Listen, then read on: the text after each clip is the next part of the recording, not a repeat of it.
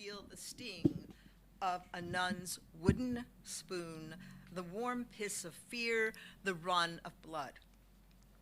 In her vivid recounting of a childhood spent in one of Ireland's notorious industrial schools, truth hides behind no masquerade of metaphors, and that's a phrase in one of Connie's poems. It's not that she doesn't deploy metaphor, but she doesn't cover everything up or whitewash. Roberts honors children, holds adults accountable, and finds acceptance, all with a reportorial rigor that, through her soaring language and big-hearted vision, achieves poetic art. This is the poetry of rock-hard experience. It will skin your soul. Pray that our indifference will not be our inheritance. Those are the last two lines of one of Connie's poems, followed soon after by a poem that ends in the sea, unmoored and moored. This sense of being unmoored and moored fills this manuscript, the spirit and the life, and actually even the way the language behaves. I love the epigraph to this book. It's from Seamus Heaney. It's just a sentence from a sentence from something he scribbled on a note to Connie Roberts when she was working as a waitress in a bar restaurant in New York City. And from what I remember of Seamus Heaney, this is not totally surprising because he recognized her. We recognize each other, poets and people who love poetry. We belong to the same tribe. It doesn't matter where we're from. We feel it. We connect to it. It's a spiritual connection. It's in the bones. And he must have recognized that when he saw you and when he said, keep digging for the good turf. But where is that turf? That turf is everywhere. And most of all, it's inside of us. But it's not only inside of us, it's other. And that's what's also happens the more we write, the more we discover what's outside is inside, what's inside is outside. My last observation about Connie's work is a small one, because I feel there's always keys to an author's work in small clues. The very first word of the very first poem of Connie's first poem in this book, Little Witness, is no. The very first word of the title of her second poem, Not the Delft School, is not. This is not a negative poet, but this is a poet who discovered herself what she is by not only what she wanted to be like and what she liked, but what she did not want to be like and what she did not like. We all know about the terrible twos. That's a healthy stage for a child. Saying no is the pushing away of what you don't want, and it has to do with establishing identity. And I think it's so central. There's that first poem, which is about the navel, finding the navel, but one's navel is not like someone else's navel. The center of the universe for each of us is different. And that is what is so profound. And the last thing I'll say connects to Not the Delft School. That title won't mean, I remember thinking, Connie, that's not the best title for your book because people will be confused because you didn't grow up in Holland. But I knew what you meant, that your poems do not evoke the gorgeous, luminous paintings of Vermeer. Not the Delft School, not domestic bliss, not safe domestic life with lovely textiles and porcelain, etc. Image of the good life. A child born into such a scene would, we think, feel safe, beloved, cared for. The world, the landscape in an inner and outer that Connie Roberts portrays in her poems in no way resembles the Delft School. And yet, her work absolutely is luminous and leaves us with this sense of someone who has mastery without compromising the complex nitty-gritty truths that has brought her to be a poet. Please join me in welcoming Connie Roberts.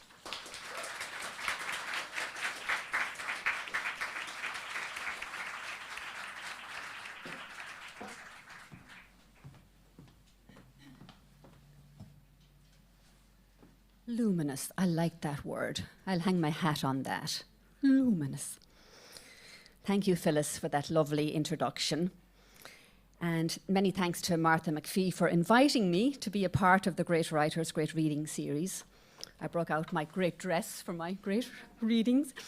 It's great to be back together again. I love that slogan all over, pasted all over Hofstra, together again. Welcome back, sharing our stories. It's wonderful. I'm going to start off with a poem about, well, not really about emigration. It's a poem entitled Mrs. Cody's Turnips, an Irish immigrant's prayer. And it's about a foster family I went out to from the orphanage when I was very young. They lived in a thatched cottage in the middle of the countryside, and they had one daughter, Maisie, and it was very idyllic. And so the further I get away from this cottage, the closer I get to it. So as I was telling Phyllis's students there earlier, we had a bit of a Q&A before we started, and I've been 38 years in America, and I can count in one hand the amount of poems that I've written about America. My head is always back in Ireland, you know, maybe because of my background. You know, I'm always trying to make sense of my life, but I think just as an immigrant, you always have maybe a leg in each parish, as you'd say at home. One foot in Ireland and one home, or one in the US, you know. So I'm going to share this Mrs. Cody's Turnips immigrant poem, and then Niamh is going to have a special guest here tonight, Niamh Hyland. Actually, let me introduce Niamh first of all. Niamh, come up here on the stage. Big round of applause for Niamh Hyland. Niamh and I have collaborated many times. We normally collaborate with an Irish uilleann piper, like a bagpiper, only plays with the elbows, you know, and a tin whistle player, Jerry O'Sullivan. But it's just the two women tonight, you know. But Niamh hails from Drumshanbo in County Leitrim. She's a singer, songwriter, entrepreneur, and executive in New York City. She was 17 when she was accepted into the Royal Irish Academy of Music for vocal studies. Niamh received a vocal scholarship to University College Dublin and received degrees in both business and legal studies. In 2008, she was admitted to the New York State Bar. A co-founder of Artists Without Walls, Niamh was chosen by the Irish Echo for its Top 40 Under 40 award. She has toured Europe and the US as the lead singer of the rock band Lily Sparks. Niamh has also written and recorded an album with Irish singer-songwriter Michael Brunnock. I think Michael might be in the audience here right tonight. Is he here? To the left. Oh, good man, Michael. Up Kells, County Meath. But her biggest achievement, Niamh's biggest achievement, wait for a drum roll, biggest achievement to date was giving birth to her first child, a baby girl, Nora, 2.5 months ago. So a round of applause for that. Baby Nora's a wee dote. She's at home now with her daddy, Nick, tonight. She wanted to come, though. But anyway, so Niamh is going to come in with an Irish song after I finish Mrs. Cody's Turnips. She'll sing Isle of Hope, Isle of Tears. It's an Irish immigrant story. Annie Moore, the first person to step ashore when Ellis Island opened up as an immigration centre in 1892. So there'll be a bit of poetry and a bit of music tonight. It'll be an Irish hoolie in the kitchen, you know. Mrs. Cody's Turnips, an Irish immigrant's prayer. This poem will be coming out in Colin Broderick's anthology, The Writing Irish of New York, I think in the next few months. In memory of foster parents, Mr. and Mrs. Cody. She's holding the frying pan in mid-air like a sacrificial lamb before pouring the golden grease from the chops over the turnips. Lord, I need Mrs. Cody's turnips right now. Eider downed and tucked in, Maisie sucking her thumb and twirling a ringlet with her finger. He's leaning over the bed, kissing our foreheads. Lord, I need Mr. Cody's kisses right now. I'm 10 in a field with indolent sheep, chewing their cud, posing for a photograph, bell-bottomed, smug in a self-hug. Lord, I need that girl's confidence right now. Patched and pebble-dashed, potted geraniums in lace-curtained windows. Inside, 2 girls bathing at the wooden washstand, pouring water from a jug. Lord, I need those morning ablutions right now. Fields furrowed, butter churned, we're on our knees by the hearth reciting the rosary. After the prayers, the pantomimes and poems, curtsies and applause. Lord, I need those simple mysteries right now. I need those simple mysteries. I need those morning ablutions. I need that girl's confidence. I need Mr. Cody's kisses. Lord, Lord, I need Mrs. Cody's tender lamb chops and humble turnips. On the first day of January 1892, they opened Ellis Island and they let the people through. And first to cross the threshold of that Isle of Hope and Tears was Annie Moore from Ireland, who was all of 15 years. Isle of Hope, Isle of Tears, Isle of Freedom, Isle of Fears. But it's not the isle you left behind, that isle of hunger, pain, isle you'll never see again. But the isle of home is always on your mind. In a little bag she carried all her past and history, and dreams for the future in the land of liberty. And courage is the passport when your whole world disappears, 'cause there's no future in the past when you're only 15 years. Isle of Hope, Isle of Tears, Isle of Freedom, Isle of Fears. But it's not the isle you left behind, that isle of hunger, isle of pain, isle you'll never see again. But the isle of home is always on your mind. When they closed down Ellis Island in 1943, 17 million people had come there for sanctuary. And in springtime when I came here and I stepped onto its piers, well, I thought of how it must have been when you're only 15 years.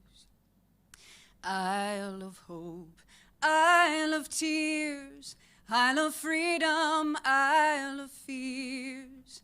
But it's not the isle you left behind.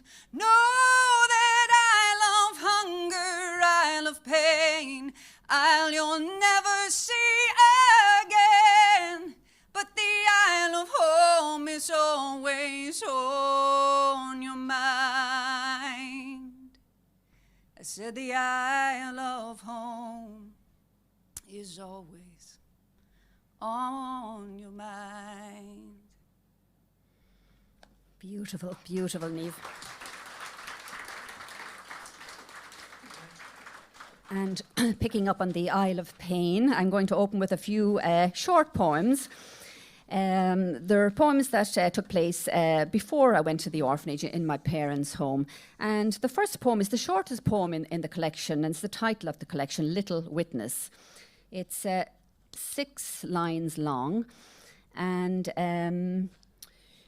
when you grow up in trauma, you know, no matter how long you live, I think, to your dying day, you know, there'll be some images or a little film footage that'll swim before your eyes. You mightn't remember what happened before, or you might remember what happened afterwards. And this is one of those images. It's a child at the in the doorway, looking at her father committing an act. Little witness. To stop it from crying, my father picks up the bare-bottomed baby from its cot, holds it upside down by the ankles like a plucked turkey, and beats the stuffing out of it. The next poem is a similar poem in the fact that it's another child witnessing something, and an image that will stay with them for a long time. When I was writing, started writing in my life, I suppose, I didn't depend just on my memory. I went and I looked up old newspapers. I knew my father had spent some time in prison, and I knew there would be some court cases, and I found a lot of information that way. I also knocked on neighbours' doors, you know, flew across to Ireland, and I asked neighbours their thoughts and, you know, heard their stories. And this is one story I heard from a neighbour.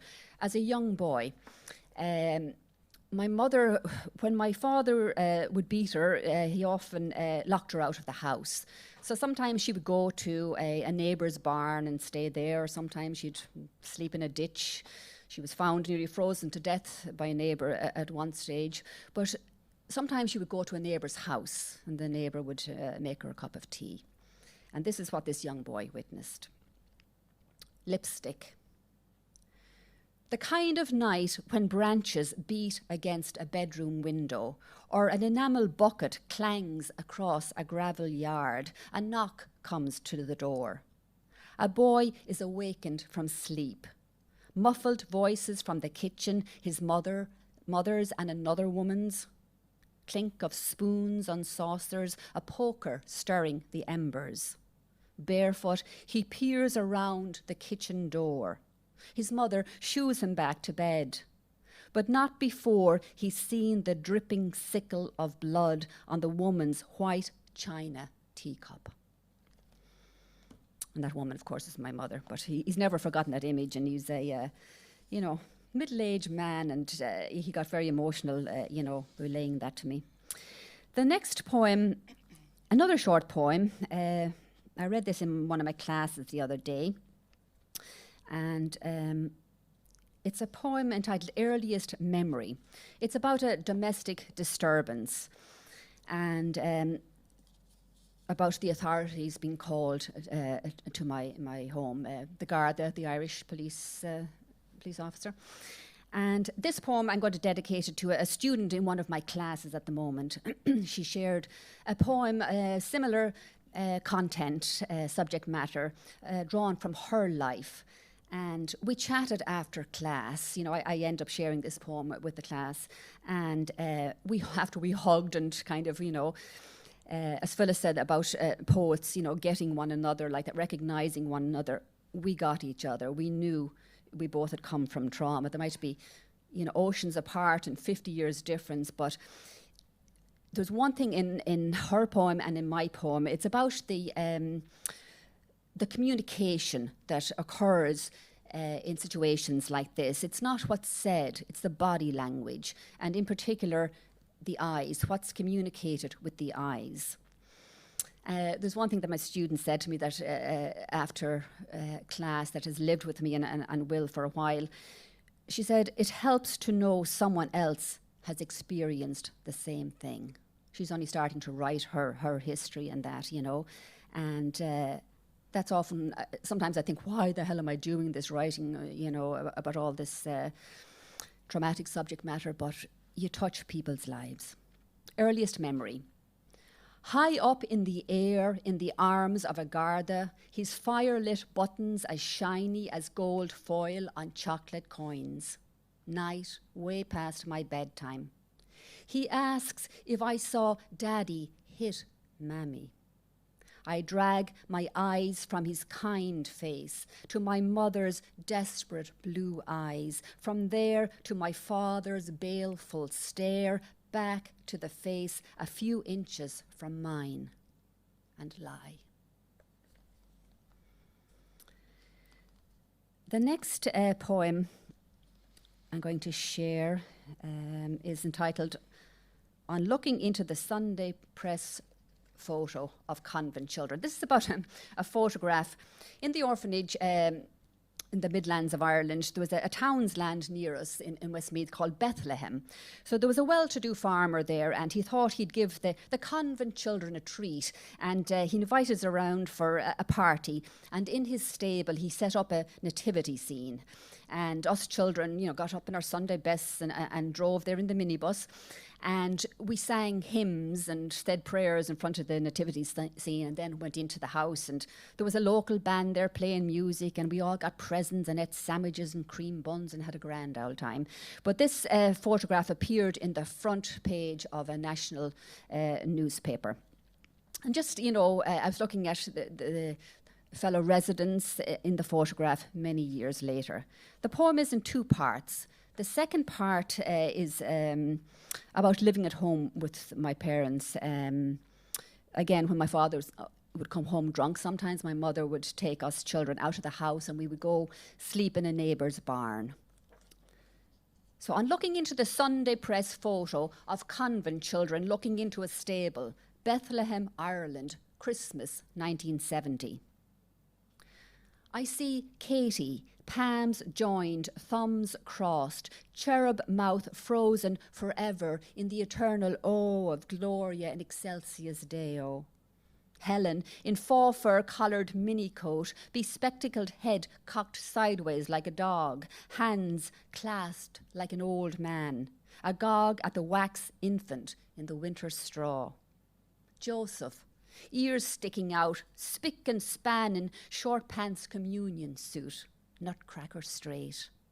Innocent, head-banded Maureen, a world away from the beatings, self-mutilation, murder. A nun rests her hands on Mary and Brendan. Tony, never one to follow rules, looks away. And I, in patent leather shoes and white knee socks, thumbs hooked in woolen coat pockets, no stranger to straw and barns, stand nonchalant. Did our neighbours know we sneaked into their barn at night, that mother covered us in coats as we slept on their bales of straw? Did they think the farm dog barked at a midnight stranger going to the community pump for water? Did they know we, furtive as field mice, looked across the hedges for the light that said he was home? That our eyes penetrated the God-forsaken fields and saw his murderous rage? That in the stillness we could still hear the borrowed dishes crashing to the flagstone floor? Did they know mother roused us before they awoke, shepherding us home to our bloody pen?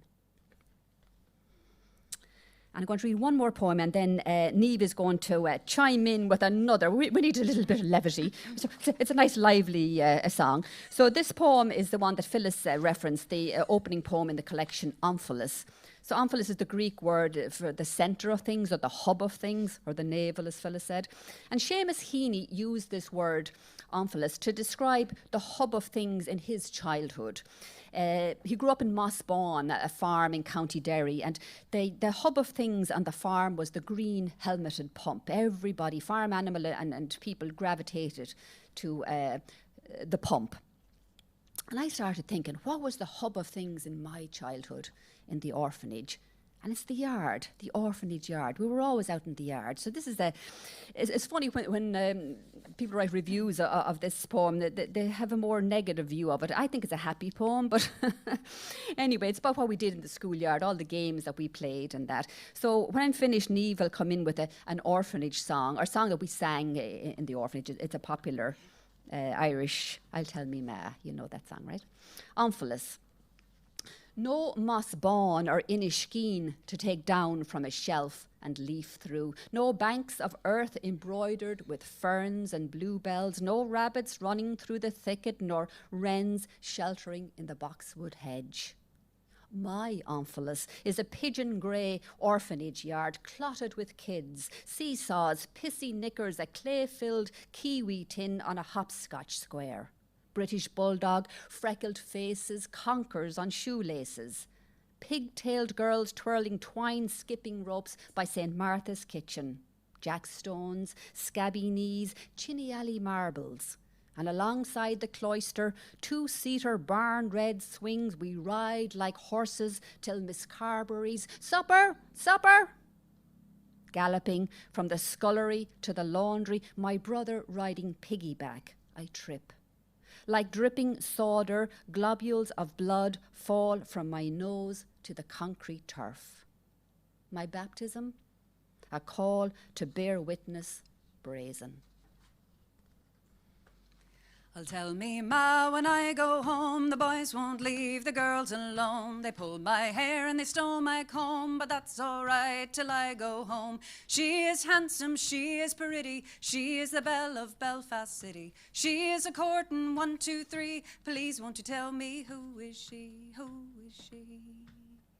Well, Albert Mooney says he loves her, all the boys are fighting for her. They knock at the door and they ring the bell saying, "Oh, my true love, are you well?" Out she comes as white as snow, rings on her fingers and bells on her toes. Jenny Murphy says she'll die if she doesn't get the fella with the roving eye. I'll tell me ma when I go home, the boys won't leave. Excuse me. The girls alone, they pulled my hair and they stole my comb, but that's all right till I go home. She is handsome, she is pretty, she is the belle of Belfast City. She is a courtin', 1, 2, 3. Please won't you tell me who is she, who is she? Let the wind and the rain and the hail blow high and the snow come tumbling from the sky. Apple pie and she'll get her own lad by and by. When she gets a lad of her own, she won't tell her ma till she goes home. Let them all come as they will, for it's Albert Mooney she loves still. I'll tell me ma when I go home, the boys won't leave the girls alone. They pulled my hair and they stole my comb, but that's all right till I go home. She is handsome, she is pretty, she is the belle of Belfast City. She is a courtin', 1, 2, 3. Please won't you tell me who is she? Please won't you tell me who is she? Very good, Niamh. Now, one more flub, and I have Michael Brunnock over here to come up on the stage. There You we know, go. you'll be off the stage in a minute now, That's Niamh. right. I'll be tumbling off the stage. Do you have your Cut guitar her there, off, Michael? lads. Anyway, moving along, and enough of the happy. Okay, we're back to the sad poetry again. Sorry. You can see why I brought her on. I A needed brief moment of happiness. a brief moment of happiness. Now I'll lambaste you with more misery. Anyway, actually, this is a poem about my father, but it's a more benevolent poem about him. You know, I figured I often tell this to my students. You know, I was working a while ago with a student who was writing about her particular trauma and that, an MFA student and that, and she had a lot of poems about her father, you know, all the negative stuff. And I said, try and find something, you know, redeeming or something like that, because, you know, that's part of the discovery when you're writing your life. You learn forgiveness, I suppose, and if not compassion, maybe understanding and that, you know. So this is one of those poems that I went looking for. You know, God knows there's enough negative things I could say about my father, but I went looking for some redeeming quality. The poem is entitled "The Potato Picker and the TV Rental Man." And it's about the time myself and my younger brother, Tony, were sent back for 10 months to live with my parents when I was about 8 years of age. And we should never have been sent there. It was a dangerous place to be. But when we were there, they hired a TV. They couldn't afford to buy a television, so they hired a TV, and they weren't paying the payments on it. So the TV rental man came to repossess the TV. There's a reference in this poem to 3 Irish potato dishes. Surprise, surprise, potatoes in a poem. So at the end, the 3 words are 3 Irish potato dishes. Oh, and there's a reference to the French artist Millet. As he elevates the peasant in his work, I try to elevate my father in this poem. The Potato Picker and the TV Rental Man. The purple evening creeping in around him, frost not far off. Legs straddling the drills, he stoops like one of Malay's gleaners to pick the last of the late potatoes. If he hears the motor car pull up on the verge of the vetch tendrilled ditch, he doesn't lift his head. Inside the house, 2 children seated on formica chairs stare at the black and white western, gun smoke and dust clouds circling the wagons, the rabbit ears set at 10:10. As the soft-shoed man struggles to open the wrought iron gate with the obstinate television before stowing it in the boot, the potato picker, his head hanging between his arms like a pendulum, keeps picking, picking, picking. Hands as big as shovels, he cradles each potato, gently scrapes the earth from its cold stoniness before placing it in a burlap sack. Tomorrow, he'll dig a pit and store his harvest in layer after layer of warm straw. Come winter, feast on a bounty of boxty, Colcannon and champ. The next poem is entitled Inheritance, and it's a poem in 8 parts. It's fairly long, but it moves quickly. It's a tragic poem. Heads up, it's a tragic poem. It's about the Poor Clare orphanage fire in Cavan town in 1943, where 35 girls and 1 old woman perished.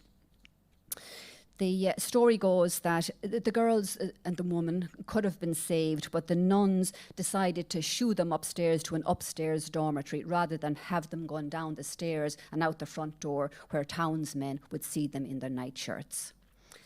But there's enough blame to go around. There was also the fire brigade in the town was inept, you know. In this poem, there's a lot of quotes. I got this from, newspaper articles, court documents and the like. So some of the quotations are verbatim what people said in court. Like the fire captain, he was asked, "Are you the captain of the fire department, fire brigade?" And he said, "Sort of, but not really," so. With that kind of stuff going on, is it any wonder that they couldn't save the children? Anyway, there's the old woman in the poem, Maggie Smith.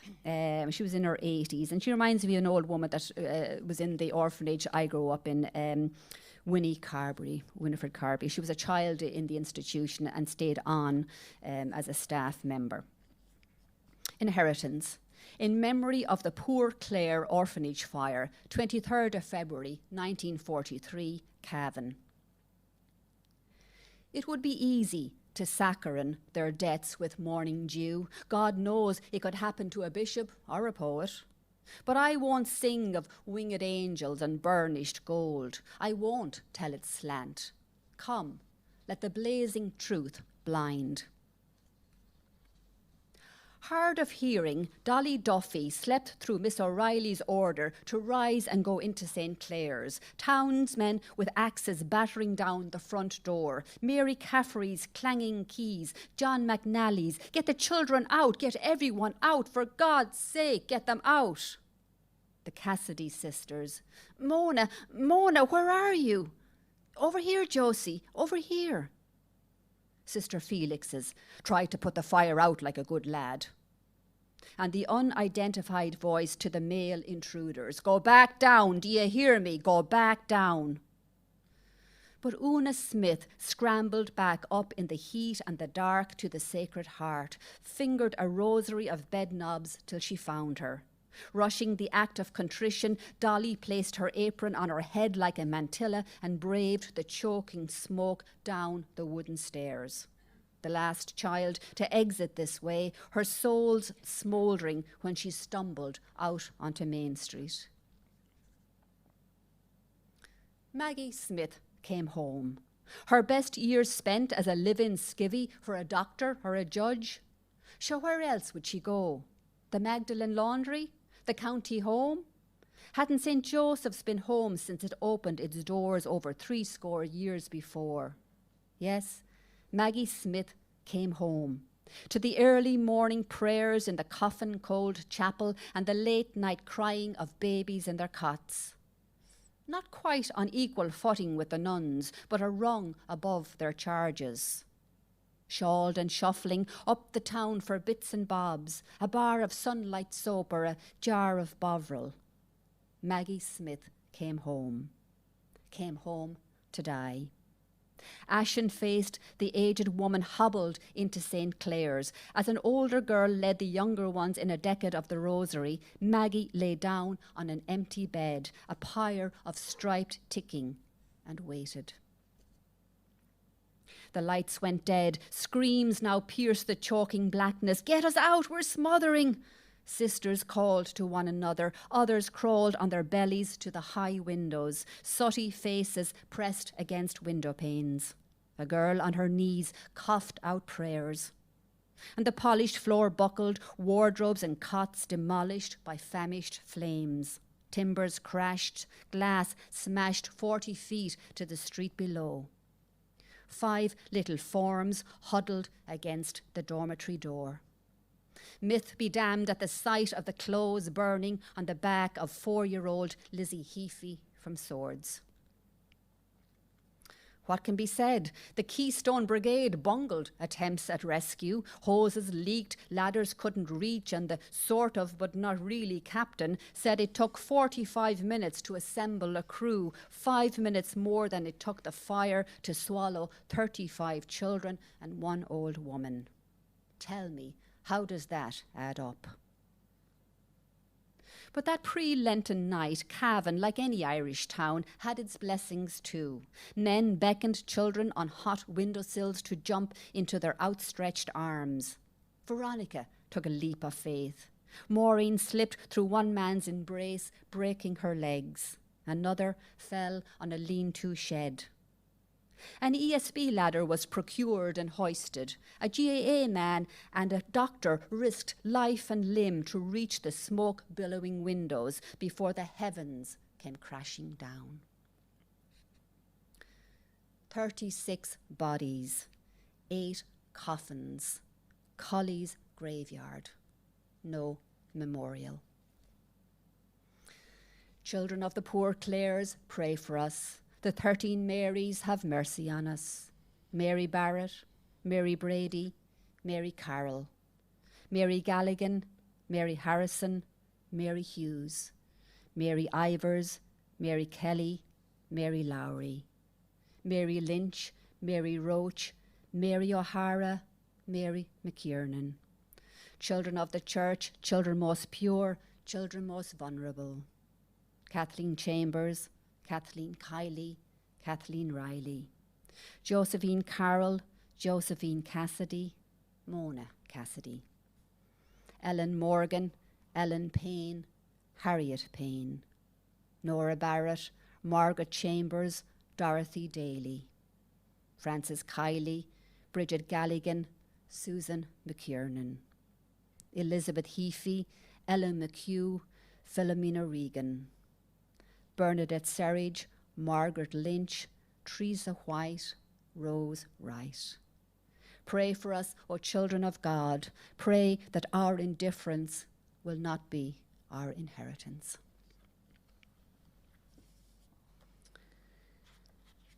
The next poem is about my foster mother, Eileen Sheeran, who passed away a few years ago. She was a woman before her time. She stood up to the religious in Ireland. She stood up for me. And every vulnerable child needs somebody on their team who will stand up for them. And she stood up for me many's a time. In this poem, there's a mention of Butlin's Mosney. It was a holiday camp for the working class, I suppose, in Ireland. They had thousands of chalets, and you'd go there and there'd be roller skating rinks and discos and swimming pools and, you know, all at an affordable price. The staff wore red coats, and they were called the Red Coats. The title of the poem, Oasis, was a coffee shop in Tullamore in County Offaly, where my foster family lived. Oasis, for foster mother Eileen Sheeran. Back when the collar and the wimple were law, when you didn't cross the cassock or the habit, she stood her ground. When she'd meet the Cheshire cat nun in town, she'd nod, nod, nod, then carry on about her business. Put down a few pounds on that grand set of china in Joe Feely's, pick up an extra roll of wallpaper for the end room, or a few balls of wool for that Arran jumper. When the head nun wanted to send me in my 14th year to the doctor's house in Kilbeggan to housekeep, she told her she had work around her own house. "Oh, I've windows to wash, walls to paint, sister."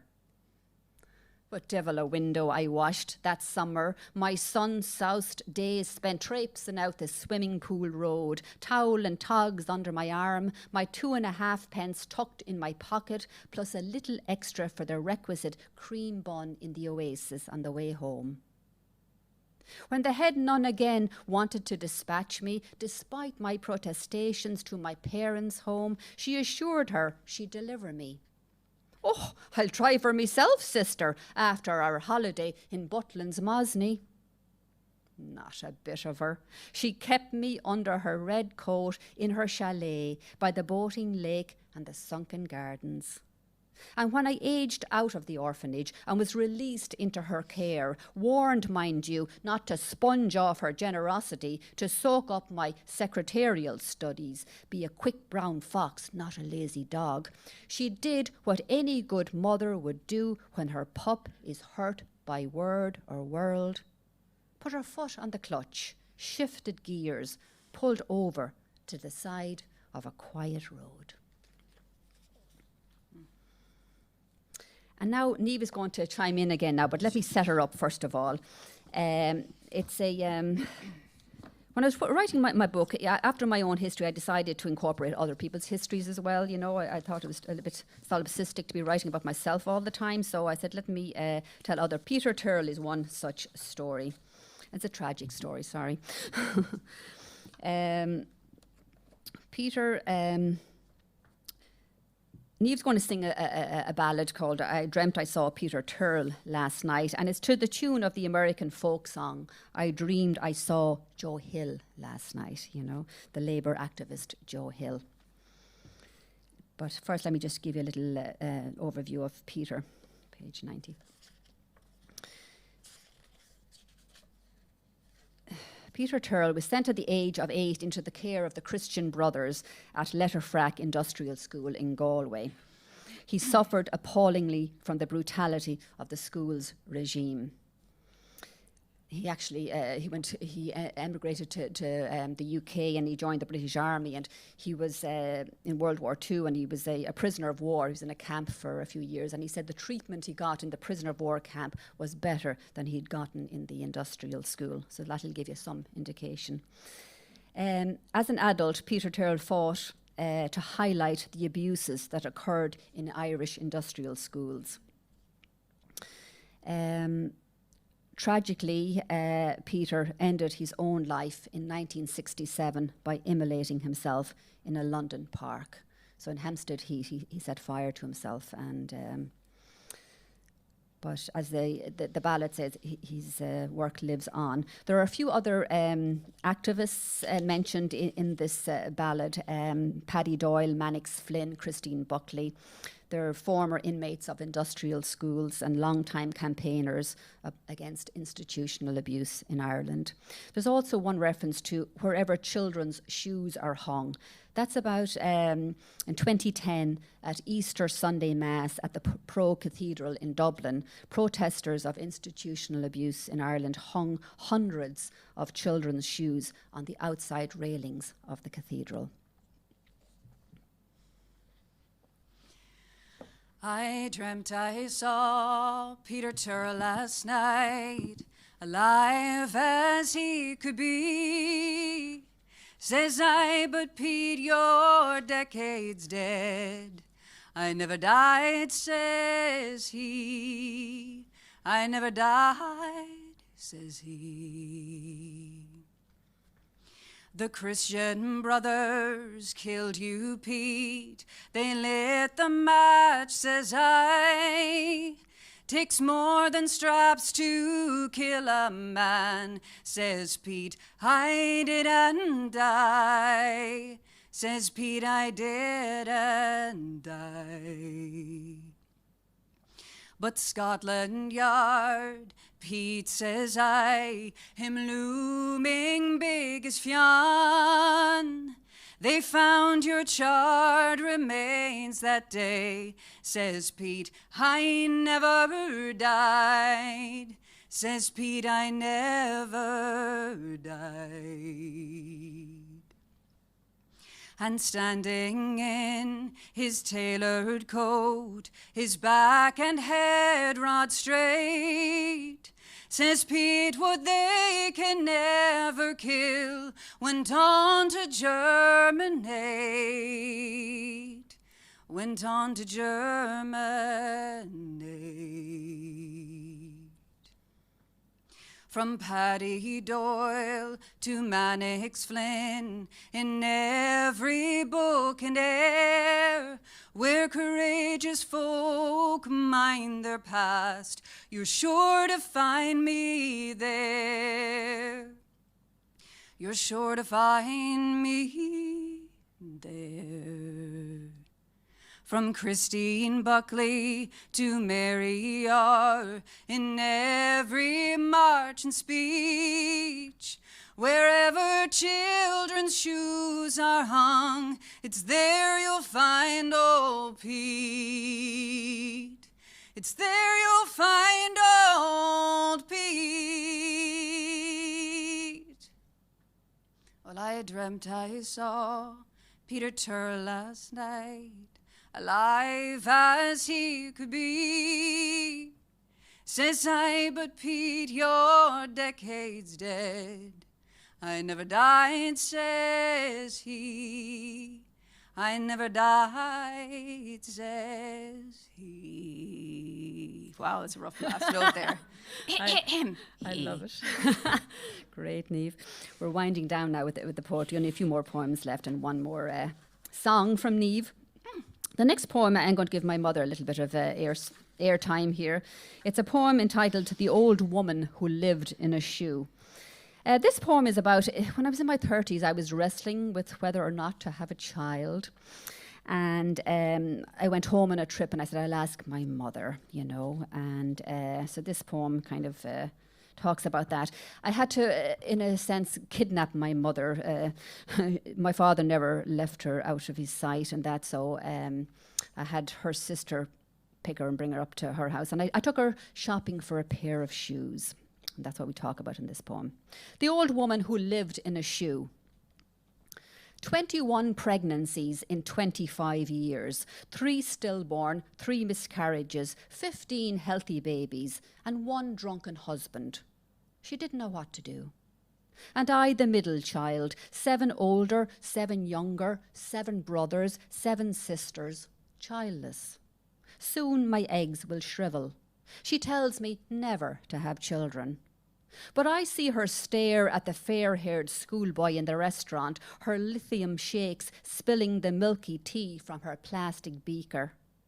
That could have been her Tony before the nuns took him. She turns to me and smiles a gummy smile, her head bobbing like a bobblehead dog in the rear window of a car. I look away, ask for the bill. Earlier, I wanted to ask her what happened to the new shoes she promised me on a visit to the orphanage years ago. She wrote all our sizes down on lined notepaper, tucked it in her handbag. Instead, I offered to buy her a pair of shoes. She claimed she hadn't had new shoes in 50 years of marriage. I believed her. I'd seen her hand-me-downs and in-laws' largesse. In the car, she recalled a neighbour helping her give birth. Gasping for a cup of tea, she never asked me if I had a mouth on me. I think she thought the old bitch a pro at whelping her yearly litter. Another child was born in the back seat of a Morris Minor on a snowy night. Years blurred, she couldn't remember which one. When you're 40, women don't ask why you don't have children. They offer sympathetic looks on Mother's Day, plonk newborns in your arms at barbecues and christenings, and if you'd let them, tie a pair of old boots and a few tin cans to your rear bumper as you drive away. Passing a church, my mother blesses herself, her moccasined feet stitched neatly together. The next poem is entitled At the Algonquin. We were back in New York City at the historic Algonquin Hotel. Where are we here? On West 44th Street. This was after the death of my mother. I got a call that she was dying and I rushed to her bedside, and I decided to ask her again. I was 40 years of age, and I asked her again, Ma, do you think I should have a child? And with her dying breath, she said, no. You got to laugh, right? I always love doing that. Anyway, she said no, Anyway, so I came back here, and as you know, death in the family shakes you up, it rattles you, And this is about going to the Algonquin Hotel with my husband. It's dedicated to Pete. We treated ourselves at the Algonquin. I decided to, the moral of the story is don't always listen to your mother, okay? At the Algonquin for Pete. I'd buried my mother 2 months earlier, as the earth delivered her bounty of bluebells and daffodils in the wind-licked graveyard beside the village church she'd robbed in another lifetime. You did your best, I wrote on the white rose wreath, considering. What more can you ask of a person? Although I did ask her again as she lay slender as a snowdrop in her hospital bed, her white head pendant, if I should have a child. And there we were at the Algonquin, sipping sherry like a couple of round table aesthetes, Matilda the cat lounging on her chaise longue in the lobby, content to ignore us. She has a nose for poseurs. Earlier, we'd held hands and threw back our heads in laughter in a candle-lit carriage house on Barrow Street. In for a penny, in for a pound. And there we were, riding the elevator to the Thurber suite, 2 Walter Mitties, willing to yoke our fears and fantasies. Go for broke. And I'm happy to add that my son Aidan was conceived in the Algonquin Hotel. He's here tonight, and I know he's mortified. We were in this city on Sunday with his girlfriend, Victoria, there beside him, and he said, "You're not going to point out that hotel where I was conceived, are you?" And of course, I did. You have to love an Irish mammy. Anyway, that's an Irish mammy for you. So now Niamh is going to sing a reimagining of the Irish ballad, Wheelia Wheelia Whalia. The Irish in the audience will know Wheelia Wheelia Whalia from the Dubliners, made famous, okay? But this is a reimagining of a woman, Mary Harney. She's a fellow survivor of industrial schools in Ireland. And I met Mary in Boston College. We were at this conference, and we were, as if 3 years ago. And we were on a survivors panel. And Mary told her story, and so eloquently and so heartbreakingly. And there was a dinner afterwards, and I said to Mary, can I tell your story? Can I write your story in verse? And she said, sure. And so everyone else was eating all their Italian food, and I was under the table taking notes, And on the way home on the train from Boston to New York, it was a 4-hour train journey, I got the idea of, putting her story to the Wheelia Wheelia Whalia ballad. So by the time I came to Penn Station, I had it written. So when I got home, I emailed Mary and I said, "Listen, what do you think of this? Is this all right? I have your permission to, I wanted to record it." Niamh singing it and Michael Brunnock down there, both of them, and recording it in Michael's little recording studio. And Mary, got back to me. She's a very forthright woman. She said, "Well, I'll change this and change that." It's always good when you're writing somebody else's story. Get it right. And if you have the source there, to ask them, So no bones about Mary at all. She told me what she wanted changed in it, And so this is Wheelia Wheelia Whalia. But here's a little background of Mary. The title is Sunday's Well. And what Sunday's Well is, it's a name for St. Finbarr's Industrial School. in Sundayswell in Cork, in Ireland. Okay, the area is called Sundayswell, but the industrial school is called Sundayswell. There's also a Magdalen laundry attached to the industrial school. Bessborough. Bessborough is a mother and baby home in Cork. And if you've been reading the newspapers at all for the last few years, you'll hear about the Irish scandal about the mother and baby homes. It's ongoing, where unwed mothers were dispatched to mother and baby homes, and the babies were often taken from the mothers and put up for adoption against their will. Many of them came to America, in fact.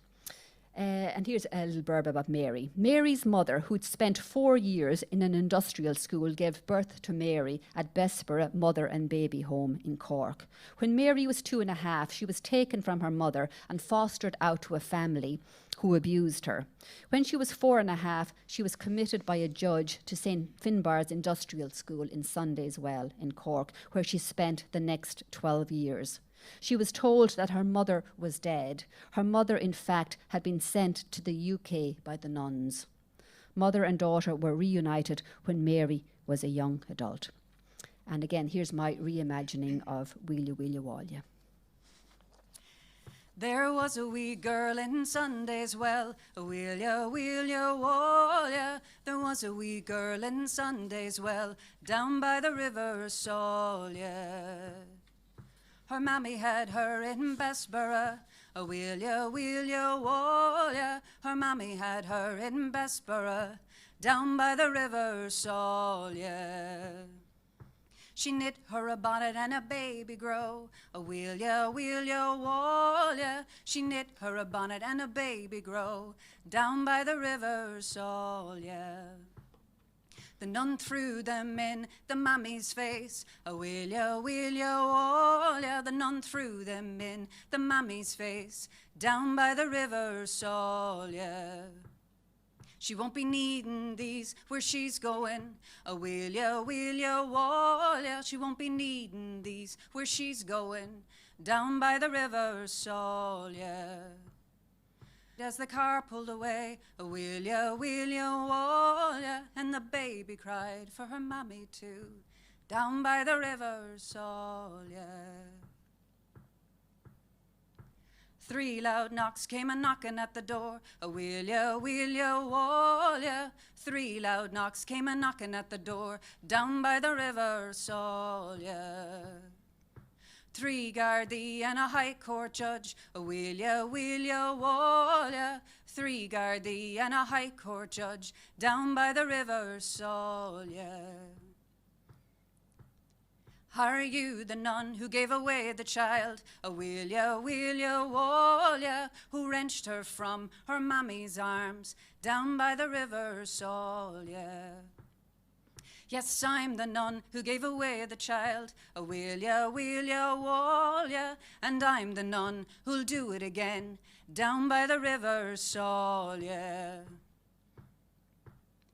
They pegged her in jail and threw away the key, a Wheelia Wheelia Whalia. They pegged her in jail for eternity, down by the river Salya.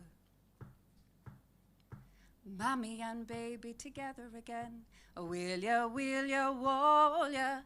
Mammy and baby together again, down by the river Salya.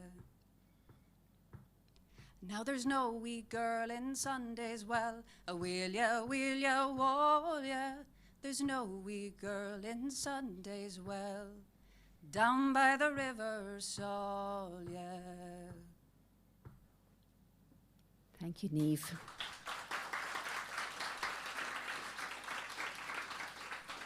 If only that happy ending were the case, you know. Niamh was telling me last week when she was rehearsing this ballad that it was very hard as a new mother. She was in tears, you know, about the baby being wrenched from the mother's arms.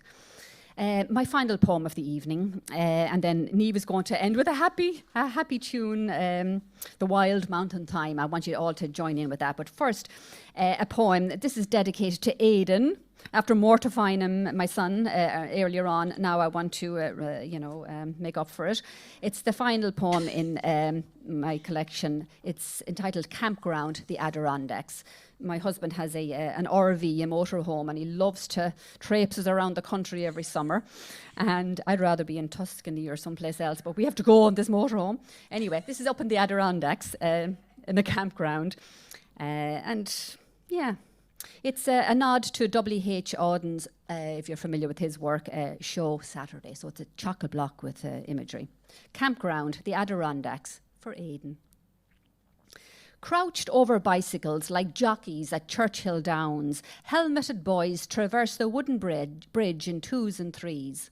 Pasty-legged fathers in baseball caps on the annual pilgrimage secure feather fishing lures on rods before casting their lot with gung-ho sons in neon T-shirts. Around the lake, amid the pines and the oaks, pop-ups on pickup trucks and sleek RVs bide their time. Further back, log cabins and cottages with hanging baskets and Americana whirligigs. Low slung sun, paddle boats slosh on the black onyx lake. Kayakers windmill their way from here to there. Mothers in inflatables catch up on books on nooks or bask themselves like turtles on rocks. At the water's edge, a boy skims stones, his black lab running to and fro.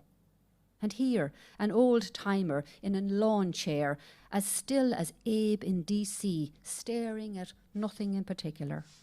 There, a man in a sleeveless muscle shirt flips burgers on a grill.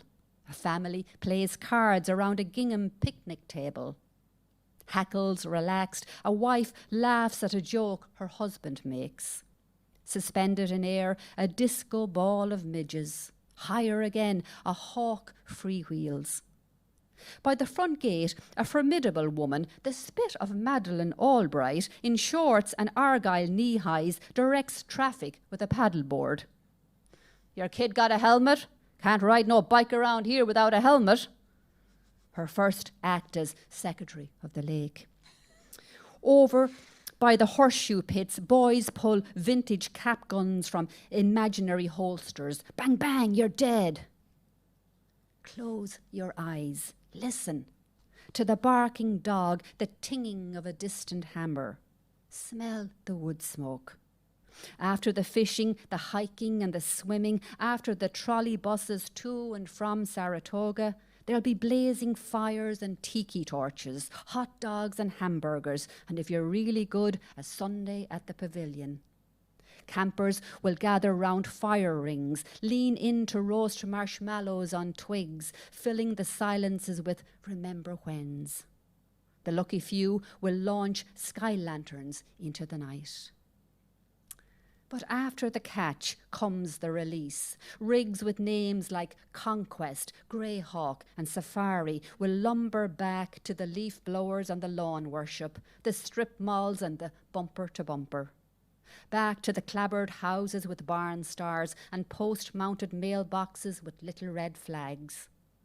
Still, after the sprinklers are blown out, the bags of leaves at the curb and the final trick-or-treater home, let there always be the floating sky candles carrying prayers to the summer super moon.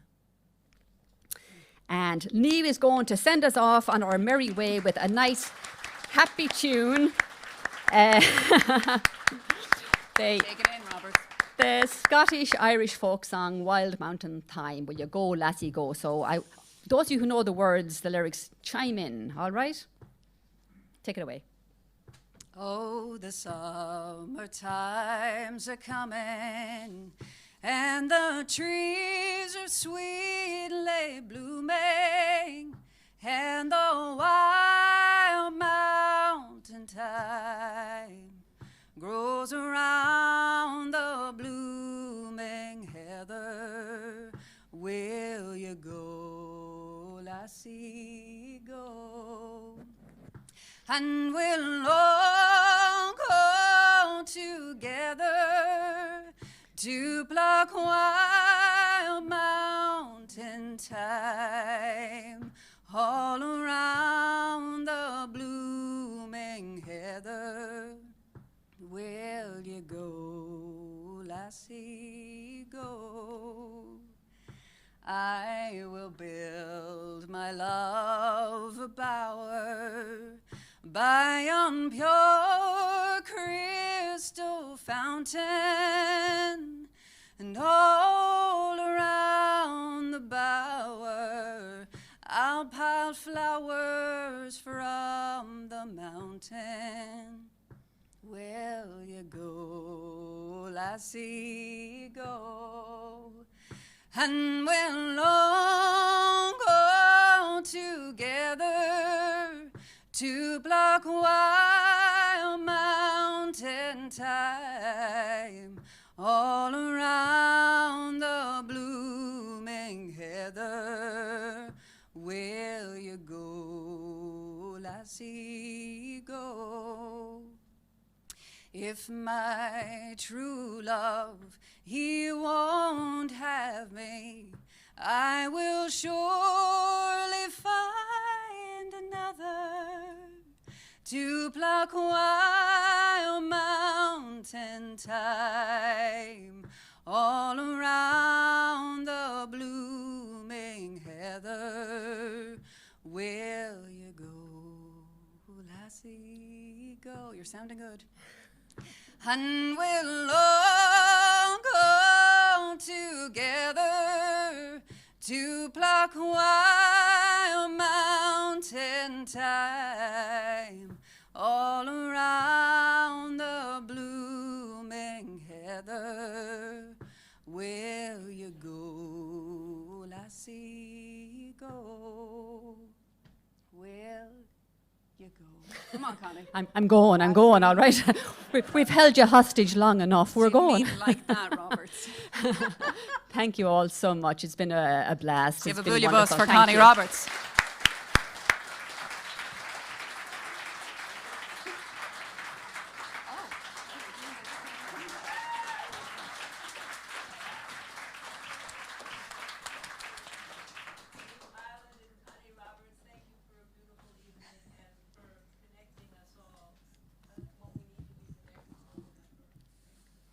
Thank you for having Okay, us. thank you, everyone. Thank you. Another round of applause for Connie Roberts.